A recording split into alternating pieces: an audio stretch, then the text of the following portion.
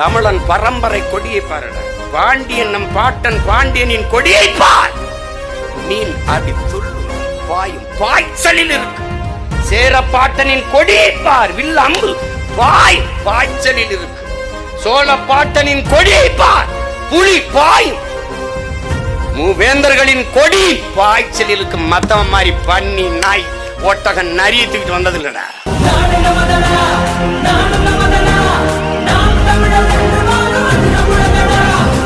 அந்த கொடியவே தமிழ் தேச கொடியாக ஏந்தி பிரபாகரன் பிள்ளைகள் இந்த நிலத்தில் பிடிப்போம்.